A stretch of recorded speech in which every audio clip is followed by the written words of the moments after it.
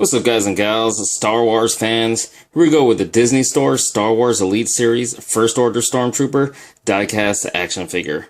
Alright, so let's take a quick look at the packaging. There's not really any artwork on the packaging, and the packaging is fairly plain, but it actually looks really cool in its simplicity. I actually really like the color scheme. This distressed gray looks kind of like metal, and then the black and red trims and the red background on the inside of the packaging as well really gives these things kind of like a premium feel to them. But then aside from that, all you have is words and logos. No such artwork, which is slightly disappointing, but you know, again, it guess it works with the style of the packaging. There's a brief description on the back about the Elite series itself, which reads, in collaboration with Lucasfilm, Disney Store is proud to introduce the Star Wars Elite series, a premium line of die-cast action figures featuring iconic characters from the expansive world of Star Wars. This exclusive collection is meticulously engineered and crafted with Star Wars fans in mind. Then there's a really short description of the First Order Stormtrooper itself, which reads, equipped with sleek armor and powerful weapons, the Stormtroopers enforce the will of the First Order. Now, I'm not sure, off the top of my head, that sounds really similar to the description on Hasbro's Black Series First Order Stormtrooper. So, there you have it. That's the packaging. The figure does look pretty cool, the way it is in the packaging, and the head turning slightly to the left, I believe, is intentional. I think all the other ones I saw on the shelves were like that as well. Now, it's worth noting this thing is quite heavy. Typically an action figure this scale, it's just all plastic. I have a little bit of heft to it, but this, being die cast and all, really has quite a bit of heft to it. So anyway, let's crack this open and we'll take a closer look at this figure. Alright, so here's the figure, and before anything else, let's try to get a measurement here. Now the figure looks like it's about exactly, if not just a teeny tiny bit, over 6.5 inches tall. Give you guys a 360. I will say that being in diecast, the armor on this Stormtrooper, looks a little more realistic than it would being made out of plastic. But as we go on the back here, we see a bit of an issue. It might be apparent. It should be apparent. I'll say more about that later on. Let's complete this 360 here. Again, this thing has quite a bit of heft to it. I haven't really handled a die-cast figure in a while, and most of my experience with die-cast figures is usually like Japanese super robots and stuff like that.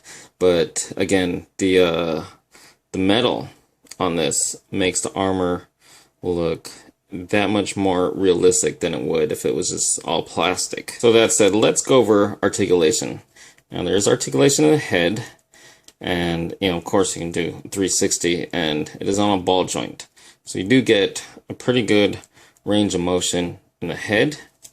And we have shoulders, which is about as high as you can get the arms. Of course you have all of that. Now, here's where we run into some problems. That's all you can do with the elbow joint, and there is no swivel in the bicep. So that's pretty much it. And then there's wrists, but no swivel in those either. There is no mid-torso. There is waist. You can do a full 360 with those. And then in the hips, you get a pretty good range of motion. But then we get to the knees, and again, just that. Just like the elbows, it's not double jointed.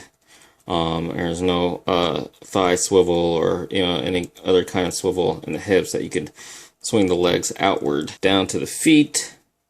That's pretty much it. Well, you can do that, but not really rocker ankles, but you can get it to move side to side a little bit. Now, before getting into paint apps, let's go over how much of this figure is actually die-cast, and I think the majority of the figure is die-cast. The head, helmet, The whole upper torso, I think the shoulder pads are plastic, but the arms are metal. The hands and I think this belt piece is plastic. Legs, the lower torso, and the whole leg assembly, except for the feet being plastic, are also metal. Now the paint jobs are good, but they're not perfect. There are some minor imperfections here and there. As you can see, right there, a little bit right there. I mean, it's like nothing major. You know, it's kind of nitpicky. If if you're the kind of person that really looks that close. Again, it's just minor imperfections, but nothing that really takes away from the figure. But what does really take away from the figure, going back to the back of the figure, you saw it earlier when I did 360, and you might have seen it if you've seen pictures of these, or maybe even own, some of these Elite series. There's those screw holes in the back. That is just incredibly unsightly, and it damn near kills the figure for me. It's actually not the only reason, but I'll get into it later.